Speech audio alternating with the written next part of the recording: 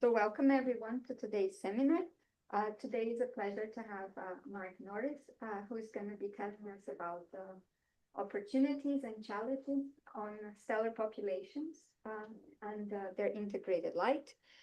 Mark originally obtained his PhD from the University of Durham in the United Kingdom, and then he moved to the University of North Carolina at Chapel Hill, and he was then a fellow at the Max Planck Institute in Heidelberg until he finally got his permanent position at UC-LAN in the UK. So thank you so much, Mark, for accepting our invitation. The floor is yours when you're ready. Good, thank you. I apologize in advance. I have I have an accent, so if anyone struggles with anything I'm saying, just shout out and I'll try and make it a bit clearer. Yes, I'm currently at the University of Central Lancashire. I'm actually about to change institutions without going anywhere because we're about to drop the Central, so we're about to become the University of Lancashire. So don't be surprised if you notice changes in the next few months with that. Okay, so I'm going to talk to you about essentially several different projects that we've been working on almost for a decade since I was at UNC. A lot of them stemmed out of work that we started there, and it has just snowballed into a range of different related projects. But overall, I think it's fair to say that those of us that work in the galaxies community are really interested in understanding how galaxies form and how they then evolve. And so the big question is how we go from the very simple initial conditions of the Big Bang, which I think we can agree we have a fairly good understanding of, to the very complex universe with very many different galaxy types that we see today. Now, I'm an observational astronomer, so I'm highly biased here, but I preferred it in the good old days. In the good old days, we would make progress because of technological advances. Um, we would develop new technologies that would give us access to new wavelength regimes or increased multiplex in the number of objects we could study, or better signal to noise or higher resolution. And there were the ways we would advance. And in general, new types of objects and often new insights were just provided by pure dumb luck. We invent some new way of looking at a new wavelength range and we find some new objects that we didn't know about. Or we have higher resolution and some things that we thought were stars before, they resolve themselves into star clusters. Things like ultra compact dwarfs were found that way. Um, so that was how astronomy progressed.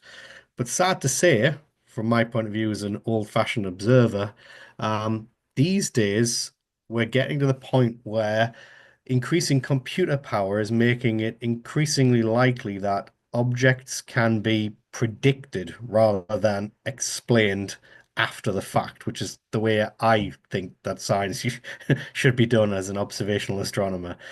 But it is getting to the point now where some of these simulations are detailed enough that they can make predictions for things that we cannot currently measure. So I want to give a few examples of that in this talk today. So one insight that came out of these simulations was the fact that we really had to think about galaxy formation in terms of two distinct modes. There's the initial early phase, which is dominated by so-called in-situ star formation and chemical enrichment. That is, stars are born in a galaxy and they remain in the galaxy we see them in today. But subsequent to that, there's a second phase, which is what we call the mergers phase, where you have stars that were born in initially separate galaxies, which are then acquired by another galaxy. And so we call those stars ex-situ stars, stars that formed outside of the galaxy in which they are now found. And we see both of those when we look at these large-scale cosmological simulations. We see the large-scale structure of the universe here appearing as the increasing density here as gravity pulls together the initial perturbations in the matter distribution and concentrates them. And so we get these filaments growing, and at the centers of the denser regions, we get growing seeds of galaxies. And we can see both processes happening here. We can see that there are stars being formed in that bright central clump, which will become a large spiral galaxy. But we can also see that there are smaller galaxies that are continuously falling into that larger galaxy. And so for a galaxy like this, the vast majority of the stars will in fact form in the galaxy itself, in situ, in spiral arms, and in normal star formation, just like we see in the Milky Way.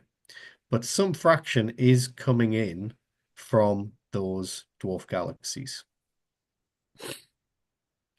And using the Eagle simulations, one of my former students was able to confirm something that people had already seen, which was that there's a very strong mass dependence of the ex-situ fraction. As you increase the stellar mass of a galaxy, the fraction of stars that the simulations predict came from outside that galaxy increases from a few percent at the low mass end to perhaps 80% at the high mass end. Now, some more recent simulations have shown a slightly lower number, 50 or 60%, but overall, it's still a high fraction. It is still the situation that we think that for the very most massive galaxies, we are looking at galaxies where most of the stars are not born in the structures that we currently find them in. And as we know a lot about how galaxies form and the properties of stars as a function of galaxy mass, that should already start to ring some alarm bells when we want to study those galaxies. So I'll come back to that in a little while. So we then tried a few new things. I think it was new anyway, no one's disputed that yet. One of the things that Tom, my student, did was to say, well, okay, what if we, instead of just binning on mass, what if we bin across mass and size? And what he's done here is just made bins of 10 or 20 galaxies of similar mass and size, and he's color-coded them by the ex-situ fraction. And what you find is the trend that we saw before, that in fact, as galaxy stellar mass increases, the ex-situ fraction increases. But also another way to look at it is if you look at fixed mass and then you go up in size, so the larger galaxies at fixed mass, the more extended galaxies, what you find is the more extended galaxies also have accreted more of their stars at fixed mass. So we can bin the densest galaxies, the intermediate density galaxies, and the least dense galaxies, and we find a very clear trend that at fixed mass, the more extended galaxies have accreted more of their stars. And that, of course, makes perfect sense. When you dump a galaxy onto another galaxy, especially a small galaxy onto a bigger galaxy, its stars tend to be distributed at larger radius. It's very hard to lose angular momentum, so it's very hard for those stars to end up in the center of that new galaxy. So they tend to stay on the outskirts, and the net effect is that, of course, tends to make the galaxy look larger, more extended. So that does make some sense. And in fact, we were actually able to make several predictions really at that point, because again, these things are very hard to measure, as we'll see. So we predicted that more massive galaxies have a higher ex-situ fraction. We predicted at fixed mass, more extended galaxies have higher ex-situ fraction. And also the ex-situ fraction in any given galaxy will increase with galactic-centered radius. So the further out you go in a galaxy, the more of its stars will have been accreted rather than grown in the galaxy that they're found in. We also made a fourth prediction, which is that ex-situ fraction will be higher in early type galaxies than late type galaxies of the same mass. I'm going to put a cross through that because we haven't proven that yet. That's something we're still trying to understand, but it remains there as something that's very interesting. And in the paper, we do look at that and try to come up with the reasons why that might be. We haven't got a very good one yet, so if anyone has any ideas, all ears. So we made those predictions. You'd like to then go out and observationally see if that's actually the case, see if the real universe behaves the way you think it should. And in the era of Gaia, for the Milky Way, it's actually relatively straightforward to do that. I say relatively straightforward. It's very complicated, but it is possible. Because what you're able to do is combine accurate Gaia distances and proper motions and things like that, along with spectroscopy now of samples of millions of stars. So you're able to put the chemical abundances and chemical fingerprints, essentially, of the stars to where they are located. And when you do that, you will find that there are families of very apparently unusual stars around the Milky Way, and they tend to trace out these arcs and features around the Milky Way halo. And what we interpret that as, especially in some cases very strongly, as them being essentially the tidal streams from dwarf galaxies that the Milky Way galaxy is currently in the process of digesting. And when we look at this in detail, we tend to find that the majority of stars that are, significantly above the Milky Way disk seem to have been acquired by mergers. So there is a way you can measure, for the Milky Way at least, an ex-situ fraction, and people are doing that. But from my point of view, that's a bit unsatisfactory, because if we go back to our predictions and we look at something like the Milky Way, the suggested, or the scatter in the ex-situ fraction for a Milky Way varies by a factor of 10. So it's nice to measure for the Milky Way, but as you know, a sample of one is not a sample, and it doesn't give you any real statistical power. So what we need is a way to give us a true sample at each of these mass bins. And so obviously we can't get that from the Milky Way. Now, beyond the Milky Way, studying the resolved stars themselves becomes obviously very problematic. As you go further away, the stars become fainter and fainter, and it simply becomes impossible to spectroscopically get enough signal to noise to be able to infer anything about that star, really. So an alternative approach that people are working on is to look for ongoing mergers. And again, it's something we've done ourselves. And nowadays there are surveys of thousands of galaxies. And what you will find is essentially, if you go deep enough, you will find tidal streams around basically every galaxy. It's just a matter of how deep do you have to go. And the problem is you have to go extremely deep. We're talking 28 to 31 magnitudes per square arc second. These things are faint, usually require dedicated telescopes, usually refractors, which don't have such a big problem with scattered light from the reflector light from the reflective surfaces. And so it's really, really hard. And what that means is you actually only detect the very brightest stellar streams. And you're getting a very biased picture because the stellar streams don't last very long. Within a few orbital passages, they will essentially spread out and become essentially a diffuse halo that it becomes very difficult for you to say, well, is that a stream or is that something that is just formed alongside the galaxy? Even worse than that, studying the stellar populations of the streams themselves is basically impossible. These things are so faint. Like I said, 28 to 31st magnitudes per square arc second. You can't even measure color for these things. All you can do is take very wide wavelength band with filters and gobble up as much light as you can. It's not possible to say if these things are red or blue. It's just there's some light there. So what you can measure is a rough estimate of the mass that's being accreted right now, which, don't get me wrong, it's very useful, but for someone like myself who's interested in galaxy formation, what we'd really like is the sort of time integrated value of the accretion. And you can't really get that from this method. So if we want large samples of galaxies, we will have to study the diffuse or the integrated light of the galaxies. There's just no other way around it. That's the only source of enough signal to noise and enough galaxies.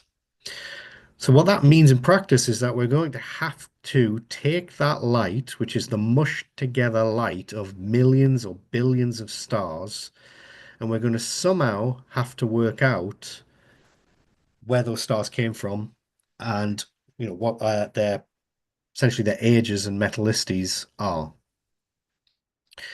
So to do this, what we need to use is the technique of stellar spectral synthesis models. So I'll give a little sort of brief overview of this for anyone in the audience who isn't familiar. But the basic recipe is relatively straightforward to understand, and it requires you to essentially assume an IMF to give you a distribution of stars at birth. And so that, of course, as we all know, means you'll get a lot more low mass stars and very few high mass stars. And so on the plot on the left, what you're actually seeing, the blue dots, each of those is an individual star for a star cluster that I think initially had a mass of 1 million solar masses at birth. So you populate your IMF, your main sequence based on your IMF, and you assume a metallicity for the population. In this case, I think I just assumed solar metallicity. And so then you populate your main sequence on the HR diagram. And then you go and you tag each star with a spectrum that is appropriate for that star. So that can be theoretical or it can empirically measured stellar spectrum.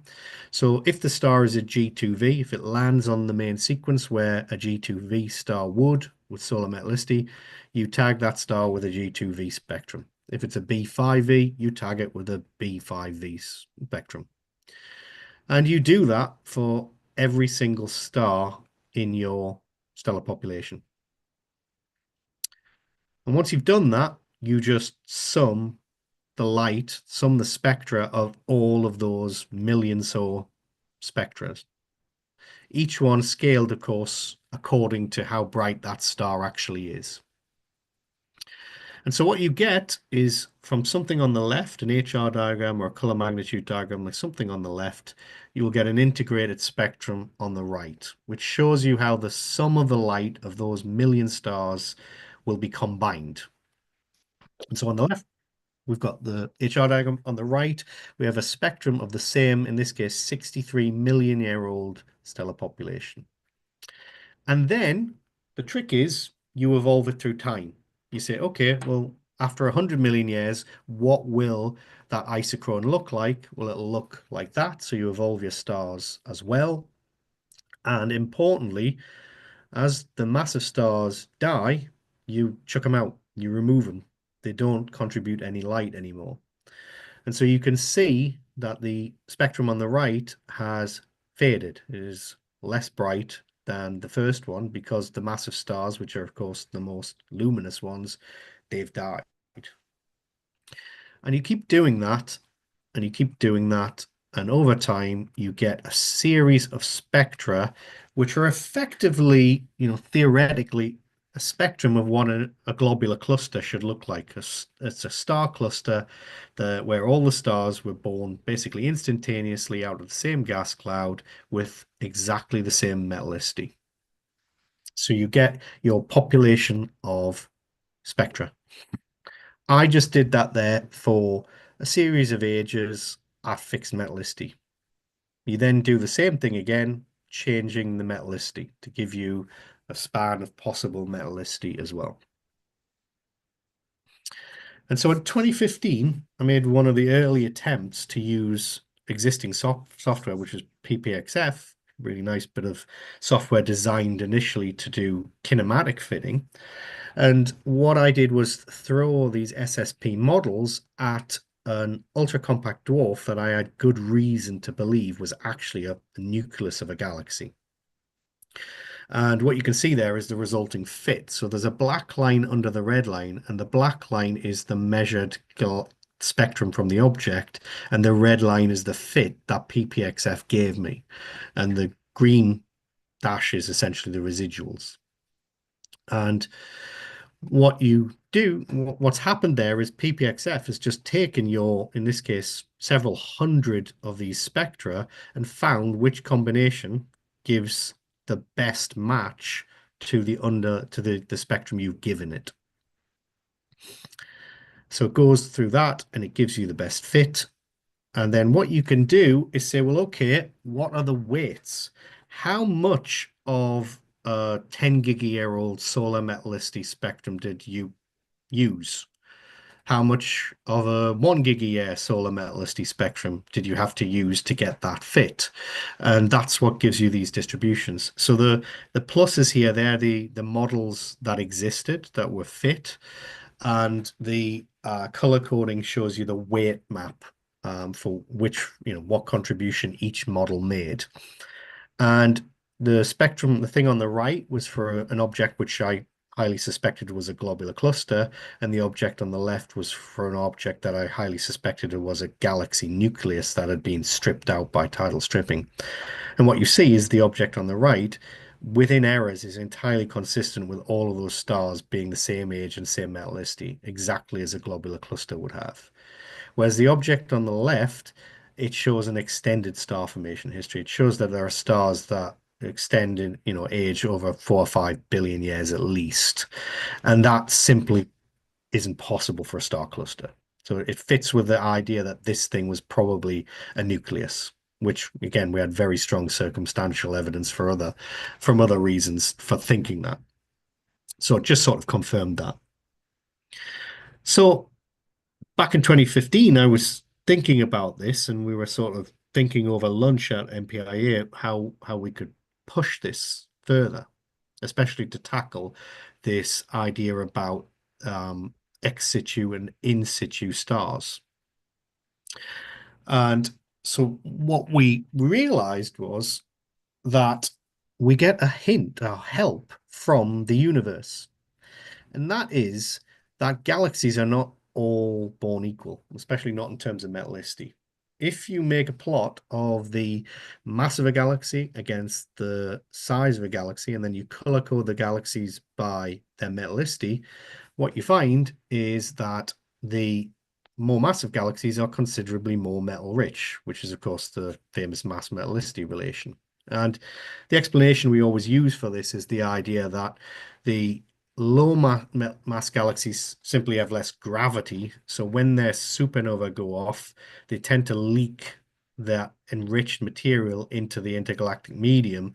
And so it's harder for them to become more enriched over time. Whereas the massive galaxies, they've got incredibly deep potential wells. And whenever supernova go off, basically all of that gas gets recycled into new stars quite quickly. And so they enrich very rapidly. And so this observation, the mass metallicity relation, along with another observation, the so-called downsizing thing, that lower mass galaxies tend to form over a longer time period on average. When I was thinking about that, a sort of light bulb went off. And so this is just showing downsizing, that as galaxies become less massive, they form the stars over a longer period, so they'll have more younger stars in them. What I realized was that there must be some way to break the age metallicity plane of stars up such that you can identify stars that don't fit, that are anomalous for the galaxy that you find them in.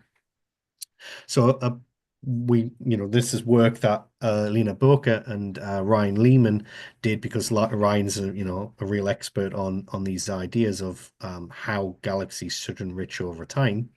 And what we did is essentially went off and looked at, okay, if you have a massive galaxy, it enriches very rapidly for the reasons I said. It will essentially reach a high metallicity and it will die quite young, certainly for early types.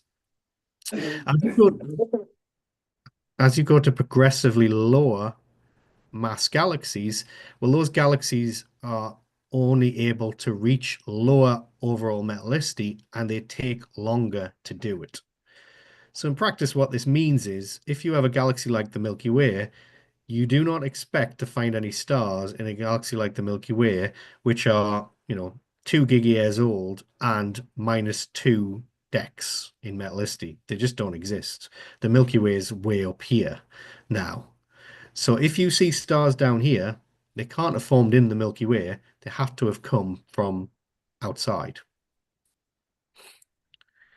And so based on the simulations, and this was just us, again, initially just testing, will this work using simulations? What we actually found was this potentially was a really clever and effective way of working out ex-situ fractions. We found that you could probably estimate the total accreted fraction to about 12%.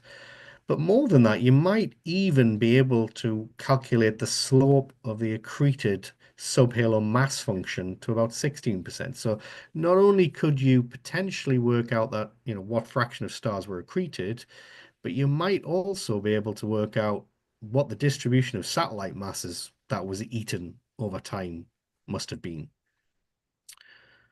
So that was work that Alina did theoretically. And so my PhD student Tom Davison then took over to try and do this in an actual practical case. Can we do this with real data?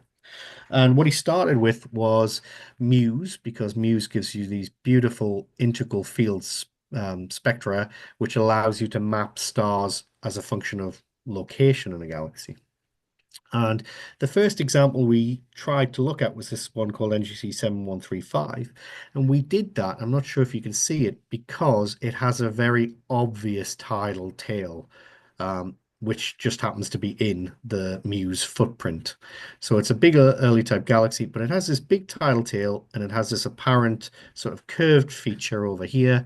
And there was even this thing here which we were curious about, but didn't really know what we were looking at, just south of the main galaxy nucleus. And what Tom was able to do was extract the thousands of spectra and break up and fit them with PPXF and then break up the different regions of the galaxy according to what their spectra looked like. And so he was able to say, panel A shows the very center of the main galaxy, and all of the stars there do what basically always happens when you have a massive elliptical galaxy, is that they all run away to the oldest and most high metallicity models they could find. But if he moved along away the tide from along the tidal stream, so panels B and C, what you found was actually as he did that, the weight fractions started to show more and more younger stars of slightly lower metallicity. We then went around the galaxy, and when he looked at point K and H down at the bottom, we realized that the blob we were looking at down there was actually the nucleus and a plume associated with the tidal, with the galaxy that's currently being tidally destroyed. You can see point K has, again, a fairly high metallicity because we're looking right in the nucleus of a galaxy, but it also has a population which tails to younger ages. And then K, which is in the plume, K is part of the plume, H is, K is the center, H is in the plume, and the plume basically has exactly the same stellar population as points B and C had. So this is all hanging together, that this is essentially the outer parts of a dwarf galaxy that's being destroyed by the bigger galaxy. He also, interestingly, you can probably just about make it out in some of the panels, found another population which is completely anomalous, that is intermediate age and low metallicity. And the cool thing you can do with this technique is you can break those weight maps up and you can plot them. And he was able to show that you can break down the galaxy into essentially 3 components that we can see quite clearly. We have the ongoing merger material, which is associated with this, little offset nucleus and its tidal features. We also have the main galaxy, which contains most of the mass and most of the light. But also we have this anomalous population, which just seems to be essentially the remains of an ancient merger, one that happened probably billions of years ago, but that we wouldn't have been able to detect in any other way other than using this sort of technique. So impressed by that, Tom and I then went off to the Muse archive and just grabbed a hold of 13 large early type galaxies that we could find. And he went off and measured using that approach the apparent in situ and ex situ fractions for those 13 galaxies. And we'd deliberately chosen them such that they had a range of stellar mass and they had a range of size. And what he found was that, unsurprisingly, in the very central regions of the galaxy, the apparent ex situ fraction was low, 10% maybe at most. But when he looked in the outskirts of the galaxy, at the edge of the Muse cubes, about 2 effective radii, well, then the apparent ex situ fraction had grown dramatically. And on top of that, at fixed mass, we did see the trend that we had predicted, that overall, if you have a galaxy that is more extended, it tends to have a higher ex situ fraction than another galaxy of the same mass but slightly smaller, so more compact. So the maximum total ex situ fraction was about 40 to 50%, which actually seems pretty much in line with current studies on the latest generation of the models. So that seems to be hanging together. People seem to be detecting about the same fraction also using other sort of inferences. It appears that your biggest galaxies, your M87s and your NGC 4696s, they seem to be basically majority stars that were not born in that galaxy. They were accreted later. So that matches basically the prediction we'd made previously. Now, previously we've been using PPXF to do this, but PPXF is a fantastic code. Don't want to run it down in any way, but it was designed to be a code for fitting kinematics. It was not initially set up to do any of this sort of full spectral fitting for the purposes of stellar populations. So what we've been working on recently are machine learning approaches to do effectively the same thing. And that's where you essentially feed the machine learning a series of simulated galaxies and their integrated light spectra, and you teach it how that single spectrum is related to the underlying age metallicity distribution. And so what we're finding is that that appears to work very well and potentially considerably better than current techniques like PPXF. So we can see on the right the input distribution of age and metallicity that we put in, and on the left you get the recovered from this technique. So the early results are really encouraging with this, and we're currently trying to extend the method to effectively give us 3 dimensions by including alpha over Fe as well as a third parameter, because as we'll see in a minute, that turns out to be potentially very useful for certain objects that we're interested in studying. So that's just something we're working on at the moment. Ooh, a little bit far the wrong way. Right, so there we are. So that's going to be the future, I think. And whether we get there first or someone else does, I think machine learning is probably going to be what is how this field or this approach moves significantly further forward. Now, there's another example of an object that I want to show you where there's a prediction made. And unfortunately, in this case, I can't tell you that I've got the answer to it, but I'll tell you about the prediction because maybe you guys can help me. And that is compact ellipticals. For anyone who's not familiar, compact elliptical, the prototypical example of this is M32, which is a satellite of the Andromeda galaxy.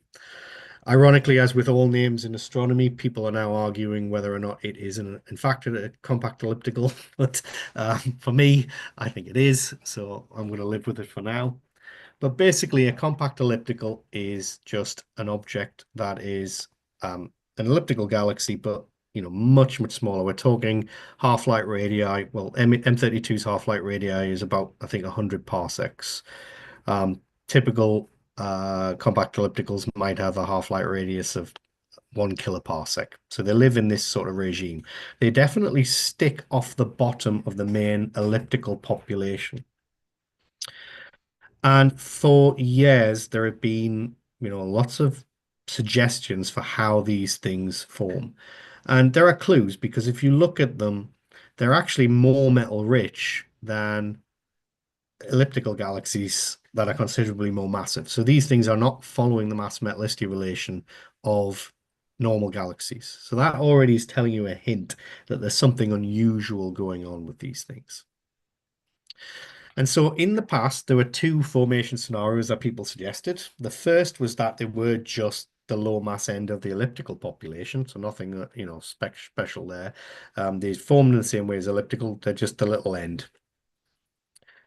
The other one was that they are formed by the tidal disruption of larger galaxies. So they would have to be quite large galaxies. We're talking bulged galaxies which wander too close to an even bigger galaxy and then essentially have all of their outer material stripped away. And so we wanted to check whether or not that was still the case using the sort of latest generation of models. And so using TNG50, we went off and we looked at objects in the simulations which had the same size, the same mass, and importantly, the same metallicity as compact ellipticals. And what we found, much to our surprise, was there were two modes of formations for the things we found. They just one of them was not one we were expecting. So the plot here shows two families of object. There are the blue ones and there are the red ones. They start and have very different evolutions in terms of their mass and their size, but they end up in exactly the same location in the metallicity, in the mass, and in the size, so that they end up looking very similar, even though they form in actually very different ways. And so the two types of objects, well, 24% of them are indeed tidally stripped. And that naturally explains why they're apparently metal rich. They're apparently overly metal rich because initially they were much more massive and they've lost a lot of their mass.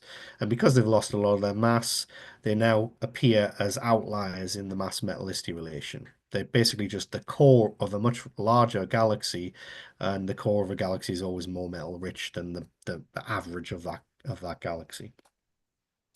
But surprisingly, the majority population, 76% of them, were not tidally stripped. They didn't lose a significant amount of mass through stars being pulled off them. Sometimes they lose a little, but not a dramatic amount. And so you can see that in this plot. The red lines show these tidally stripped things, and you can see they get bigger and more massive, and then they turn around and start losing, potentially a factor of 10 of their mass. Whereas the other ones, the blue lines, they get bigger and bigger, and in general, they don't really lose any mass at all. They might lose a little bit at the very end, but in general, they don't. So what are the blue things? The blue things appear to form via what we call in the paper ram pressure confinement, but I prefer ram pressure cooking because we have a thing in Britain called a pressure cooker used to cook potatoes and the like. And effectively, it's an extreme version of ram pressure stripping. So it's not tidal stripping. We're not removing the stars. It's to do with the gas. And so what we see happening is essentially these galaxies are gas-rich galaxies falling into clusters. And just like with ram pressure stripping, you have the intercluster medium. And as the galaxy flies through that intercluster medium at, maybe 1,000 kilometers per second relative to it, it feels a wind.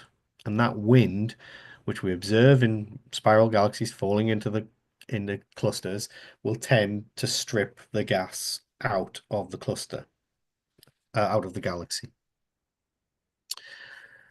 But what we realized with a set of simulations in these two papers, the Do et al. Paper in 2019 and the Bian et al. Paper in 2025, is that the ram pressure acts not just to strip the gas, but it also acts to confine it. So on the two panels here, you have essentially where the gas is and the metallicity of the material for a galaxy that's falling into a cluster versus one of the same mass and size, essentially, initially at least, which is isolated. And what we see is that as the galaxy plows into the cluster, that ram pressure, it acts to confine the gas, right? It squashes the gas at the front, which increases the star formation rate in the center, but it also confines it on the sides.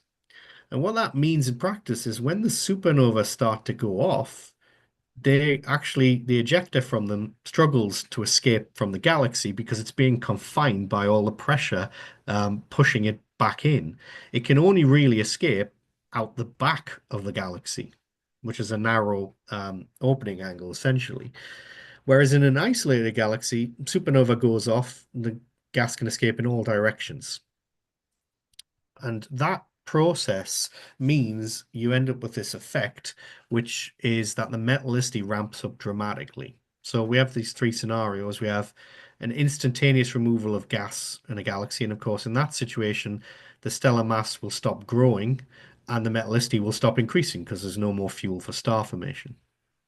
In the normal strangulation model, which is what we assume happens when galaxies fall into a cluster, you actually get a situation where the metallicity will increase for a little while because even though you've cut the fresh gas supply off, stars do continue to form from the gas that's in the galaxy, and it'll even increase the metallicity rise because you're no longer diluting that gas with any fresh gas from outside, which tends to be lower metallicity.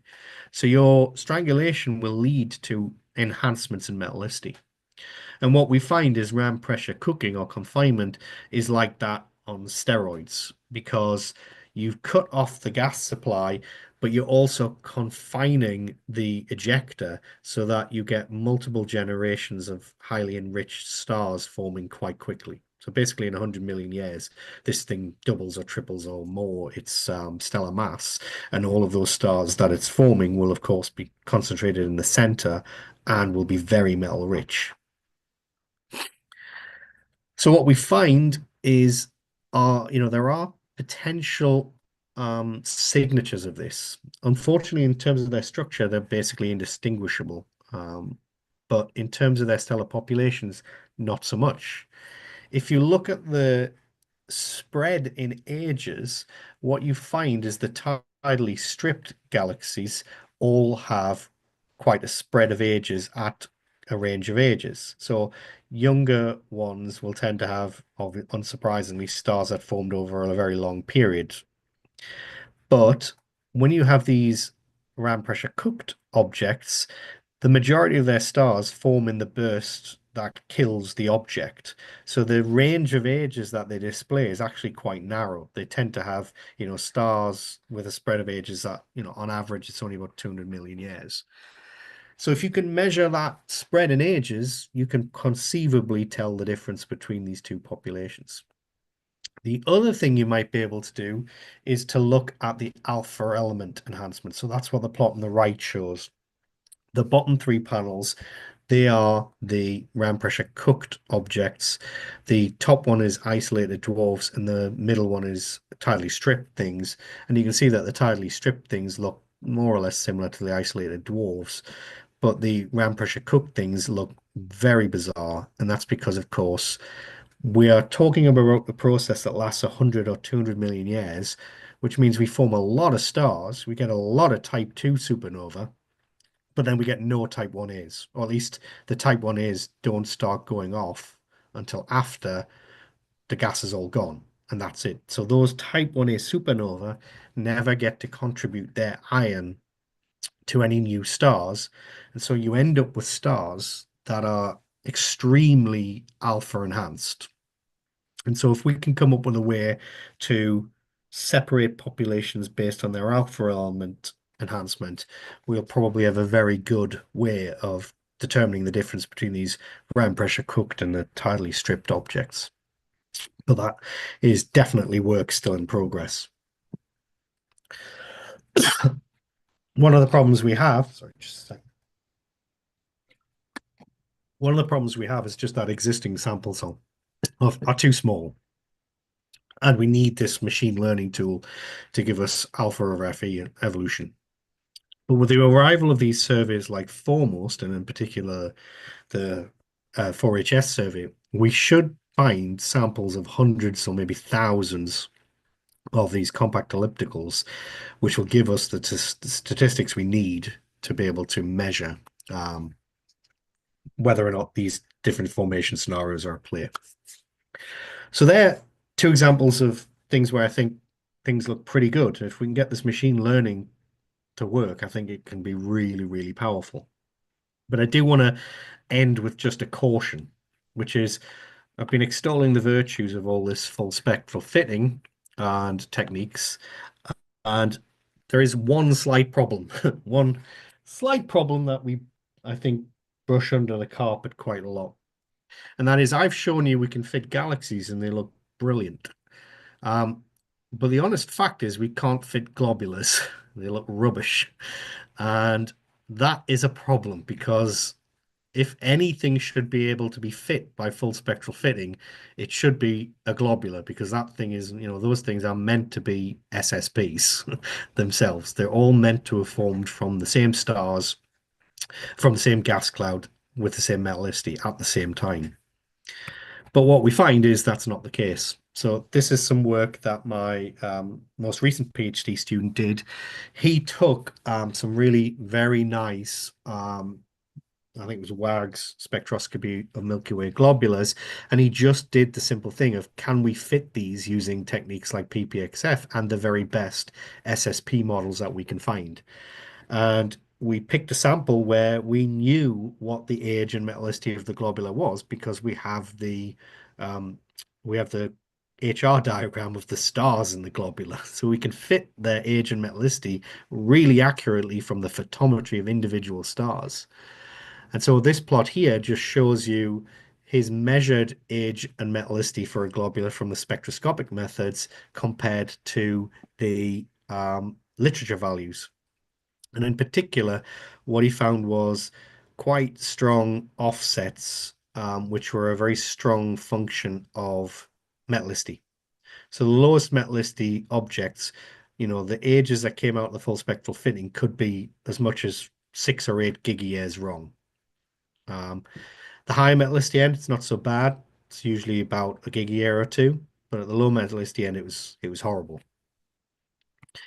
And we did that using full spectral fitting. We used it by going back to the good old-fashioned Lick indices, which some people in the audience might remember, where we measured not the full spectrum, but individual elements in the spectrum and found basically exactly the same problem, that they also were leading to underestimates of the age.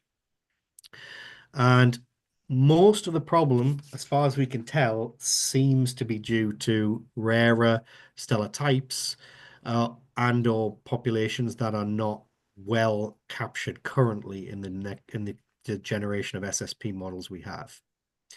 So, for example, at low metallicity, at the very low metallicity, it seems like the models we were using just really didn't do a very good job at all of capturing a blue horizontal branch. Those stars are very blue, as the name suggests. They're quite bright, so they contribute a large fraction of light to the cluster. And if the model doesn't capture that light properly in its old populations, it'll compensate by throwing in some younger stars. And so that's exactly what we saw happening. Blue stragglers have exactly the same effect. They're less bad, but they're more obvious at higher metallicity because blue stragglers exist at all metallicities, whereas blue horizontal branch only exists at low metallicity. And so the plot here is showing you the top one is what we would get if we fit that star cluster with normal baseline models, no blue straggler stars. And what we get is this weird distribution of old stars, but also some young and metal poor stars, which are there essentially compensating for the fact that we don't have any blue stragglers in the SSP models. So what Jamie did, which was really nice, was he took the standard SSP models and he just inserted blue straggler stars. Effectively, we went back to the raw stars, found some stars which would have the same spectra as a blue straggler and added them into the SSP models in proportions of anything between 0 and 10% of the light in the V band. When he did that, he found that if you did that, you would collapse these weird age effects. And certainly for the more metal-rich clusters, you could effectively get rid of that problem. Now, I bring this up because there used to be a history that, one of the things we used to think was that blue stragglers might be formed, there might only be something that happens in a globular because the high density is so high that you get mergers between stars and therefore you get these blue straggler stars forming. But in recent years, I think people have come around to the idea that probably half of the blue stragglers are actually due to binary evolution. And the reason that's a problem for me is if you get blue stragglers because of binary evolution, it means you get blue stragglers in early type galaxies as well.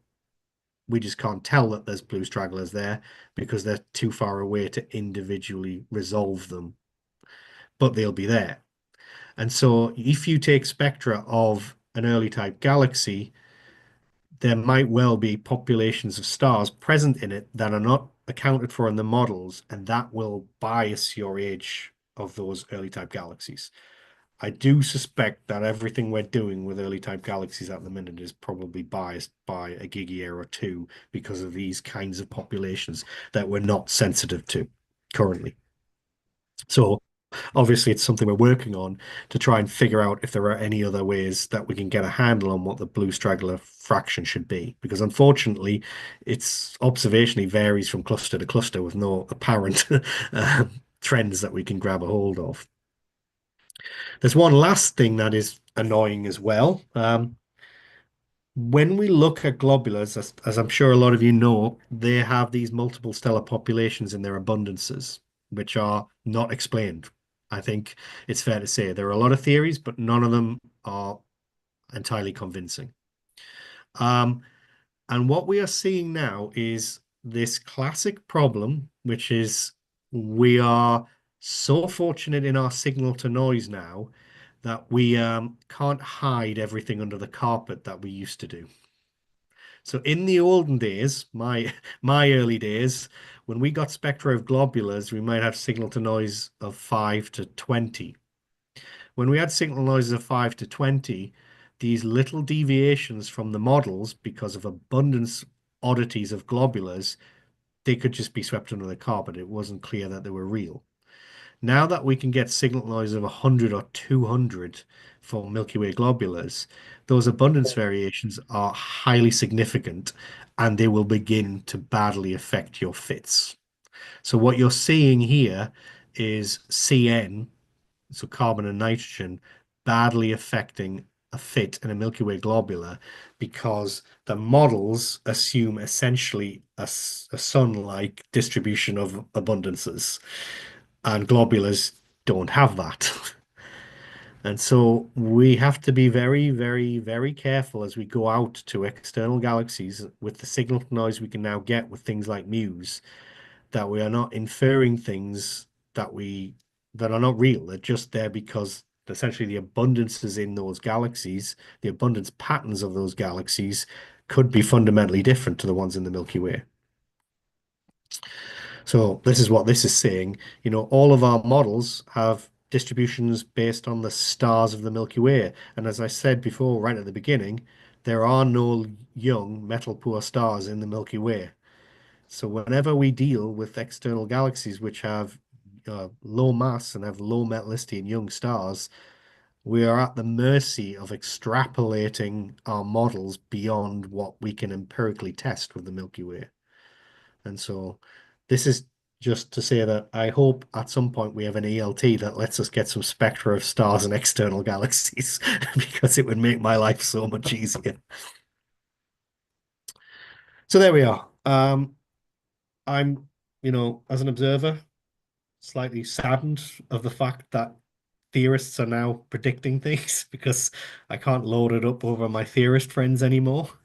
But it does seem to be the fact that they are able to now predict things that it then turns to me and us as observers to come up with ways to prove if they're right or not. Um, Doing that has definitely suggested that galaxies form in this two-stage method, and at the highest mass end, perhaps half of the mass of a galaxy that you see today did not come from the galaxy that you find it in. So if you think about M87, half of its mass probably came from galaxies the size of the Milky Way and lower, and yet it is, this massive early type galaxy. And that in itself affects, of course, the overall metallicity and distribution of M87 because it cannot enrich as high as it would otherwise have done because it's accreting loads of low mass stuff as well. Um, Simulations indicate compact ellipticals form actually mostly through this confinement cooking process, but we still need to prove if that's true. And machine learning approaches look really, really promising, but with the caveat that unless, until we fix the SSP models, we can't be 100% certain that we're actually measuring the real universe and not just problems with our abundances and things like that. So I will stop there and I'll take any questions if anyone has any.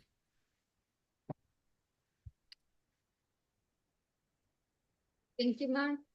Questions from the audience? Rogério, can you come here, please? Hello.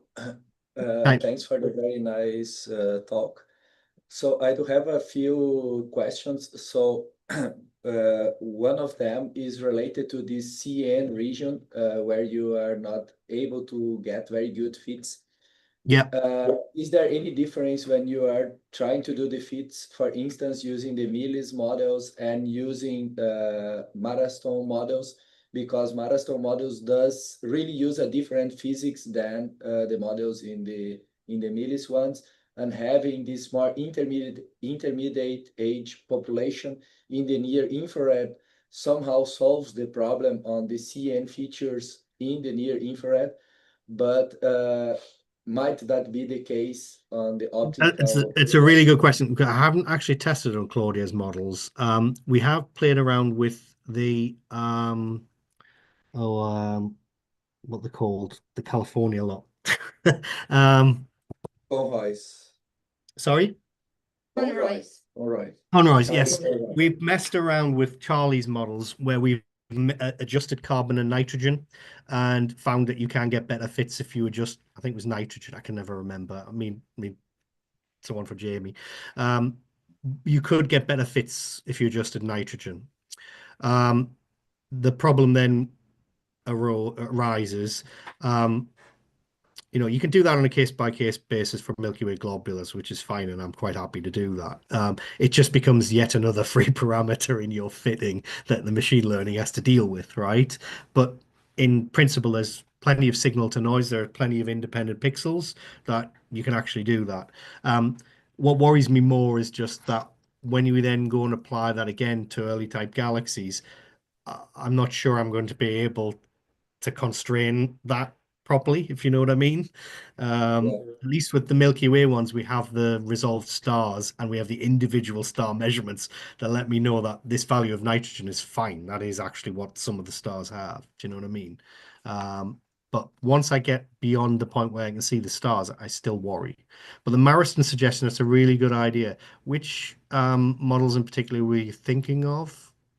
M13, I think they are better than M05, for instance, for that, because they do have a slightly lower amount of TPAGB stars. And Yeah. additionally, Maraston models do include the blue horizontal branch stars. And Yeah. then you should perhaps be able Well, to break this. so do the Miles ones apparently, but as you can see, they still have a problem. It's a discussion. We have Anne Sampson here, and she has her own flavor of the models as well, and it's something we're working on seeing how we rectify because, yeah, I didn't expect them to be that bad, but you're right.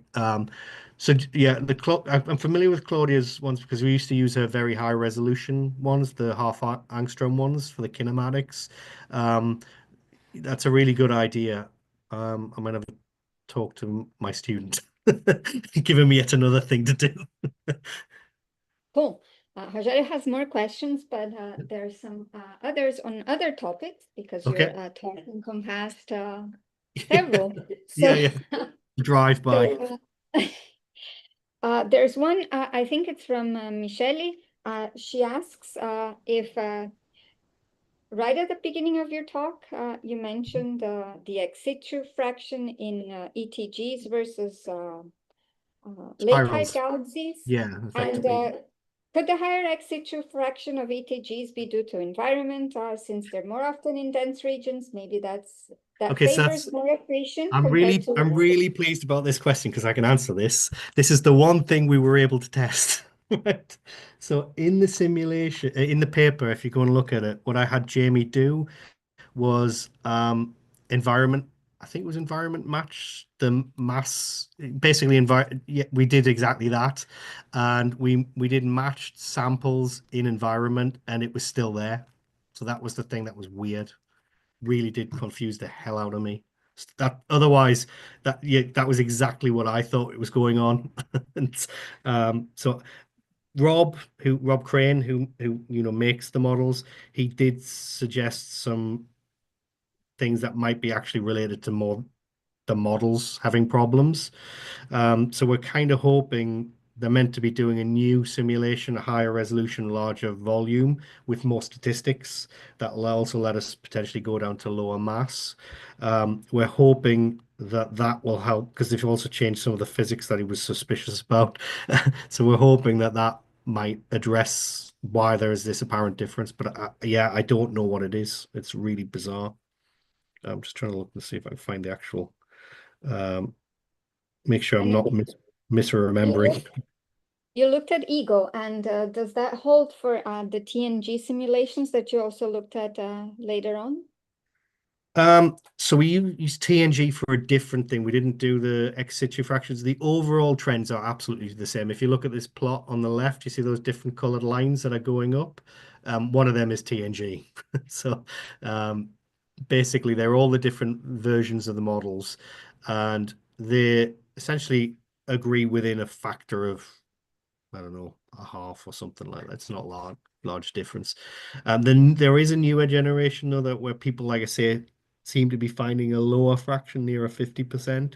I haven't really obviously came out after this, so I'm not sure how that fits, but that those newer ones do seem more in line with what we actually observationally measured.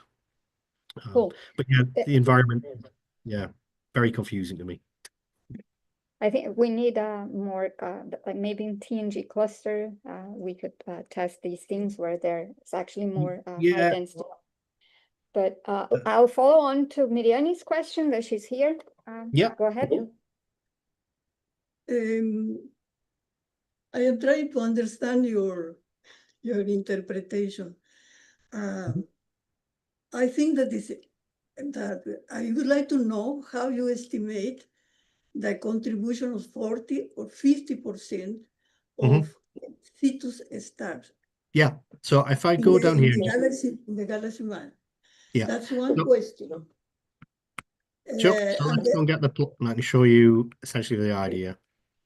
So that's not a good example because that was very early, but more modern ones show essentially stars across this mass size plane. Okay. And what you'll usually, can you see the cursor on the screen? Is everyone able to see the pointer? Yeah. What you'll generally see for a galaxy is it rises up like this and curves around. That's typically what you'll see, right? For a decent galaxy fit. Right. So actually I have one example later on because we did it.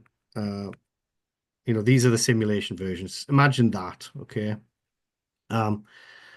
This stuff down here, this region down in the corner, if that is real, if that signal is really there, those stars can't have formed in the galaxy you see them in, okay? Because you can't have had a galaxy that's simultaneously forming plus 0.5 Dex stars and minus 2.5 Dex stars. That's just impossible, okay? So the way it works is, and this is something a lot. I shouldn't talk for Ryan, but he does this analysis. But essentially, we have models which are based on shall we say, leaky box enrichment models of galaxies of different mass. And so it will effectively draw a line that goes up here and say, okay, within some band around that, those stars make sense for a galaxy of that mass. Okay. So if I go back to where it was there. So the yellow line that you see there, that is the path that stars in a 10 to the 6 galaxy should follow as a galaxy self-enriches in essentially a closed or leaky box model in isolation. So if you see stars below that line, they should have formed in a galaxy of less mass than that. Okay. And so what Ryan's code does is essentially integrates, figures out what mass fraction is below each of these lines, potentially, and then works out what fraction that is of the total.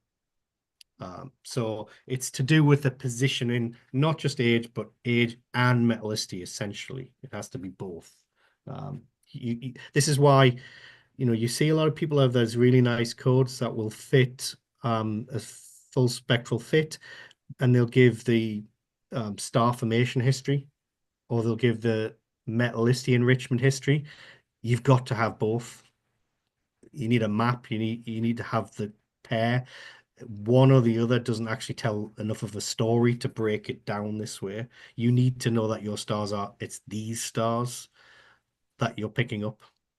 Now, you can bring all sorts of objections about how reliable the fits are down there, and I'm more than willing to accept them. But if you see stars down there, they can't come from any, if they're real, they don't come from the galaxy you see them in. Okay, thank you. Do we have more questions from Zoom or YouTube? Okay. I was So, just, and I was just going to comment. I did just check, and the environment thing. If you look in the paper, we did do a matched thing on halo mass. So what we did was for each galaxy, we essentially paired them to have the same halo that they were in. And yeah, the trend is still there. So if anyone can come up with an idea, it's really crazy. There was one other prediction I didn't mention, which is still outstanding. And again, I think Tom came up with, rather surprisingly, the ex-situ fraction wasn't highest for the very highest mass halos. It was ex-situ fraction was higher in the intermediate mass halos, right? And we think, although Rob again has his own theories, we think that might be that as you get to the highest mass halos, the passing velocities are so high, true mergers are actually really hard.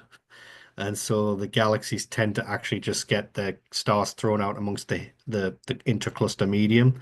Whereas in a more large group environment, that's where you get your processing happening. In the clusters, it's harder to do. But whether or not that's true, I don't know.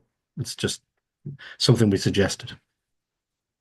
So with Michelle, she asked the question that I actually asked because she's online. Yeah.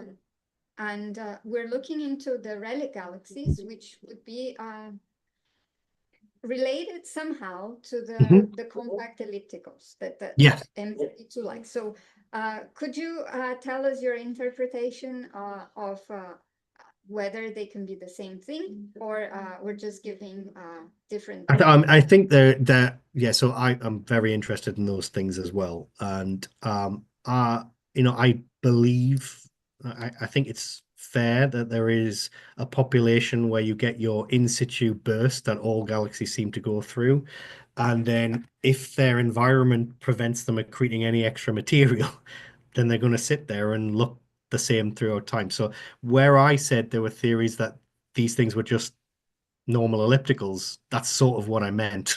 that some of these seas could indeed be like low mass versions of, we call them nuggets or something like that as well. I think Sheila Canapano I worked with, she likes the term nugget for them, but it's the same idea that they're galaxies that their growth was stunted because of their environment, right? They're too close to, if you form next to M87, it's going to eat everything that comes in. You're not going to grow.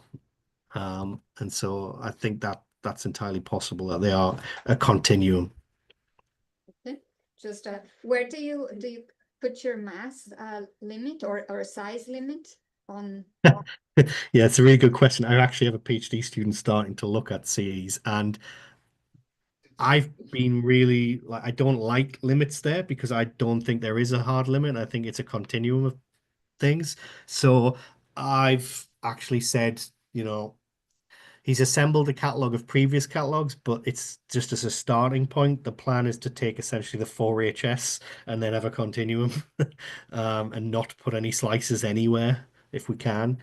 But if I was saying just to, and I would only do this to get a referee off my back, I might say a kiloparsec or 2 kiloparsecs, something. But that's quite a lot bigger than M32, which is only 100 parsecs in half-light radius. 32 is quite small. So Yeah. you have questions more? If you want to answer. Actually, Rogério has another one, but he says he's gonna email. I also have a couple follow-up, but let's email because we are past time, Yes, almost 15 minutes. It was a great talk. Thank you so much. You're Mark, welcome. Pleasure speaking to you all. Bye-bye. Bye. Figure out stop share.